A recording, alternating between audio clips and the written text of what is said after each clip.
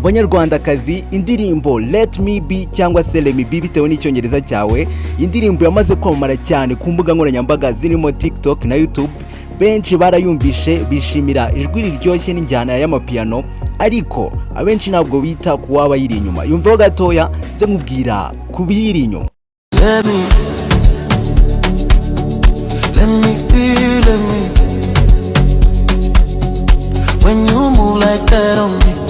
Iyi ndirimbo yageze ku rutonde rw'indirimbo zikunzwe mu Burayi no muri Afurika.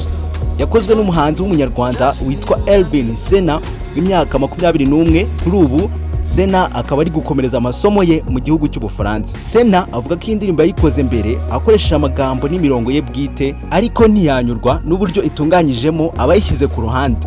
Nk'uko yabitangaje The New Times, yagize ati aho kugira ngo nyireke burundu nahisemo kwifashisha porogaramu yifashisha ubwenge buhangano izwi nka Suno AI. Yongeye kuyikoraho ahindura mu njyana y'amapiano ndetse anongeramo ijwi ry'umukobwa rikozwe n'ikoranabuhanga. Nyuma rero nubwo yaramaze kuyinoza, Cena ntiyahise ayishyira ku izina rye bwite kubera gushidikanya ku kwakirwa kwayo, ahubwo yayishyize kuri YouTube kwa 8 Gashyantare yitwa The Second Voice. Yabisobanuye agira ati ndi umuhanzi kandi sinifuzaga ko abantu batekereza ko nshingiye kuri AI 100%.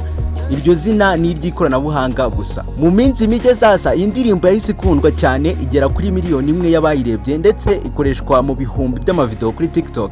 Ibyo byatumye Cena afata umwanzuro wo kuyihuza n'izina rye, ashyira hanze amashusho yayo yitwa The Second Voice featuring Elvin Cena. Akomeza agira ati maze kubona ko iri kuzamuka ku rutonde rw'indirimbo zikunzwe, nahisemo kongeraho izina ryanjye kuko ari umushinga wanjye. Nubwo mbere yari afite izindi ndirimbo zirimo Kasalo yakoze muri 2022 na Jejeli yashyize hanze muri 2023, nta nimwe yari yaragize views n'izindi ndirimbo Let Me Be. Banyarwandakazi, nyamara abanyarwanda uyu munsi bari ku rwego utatekereza ko bakabaye bariho.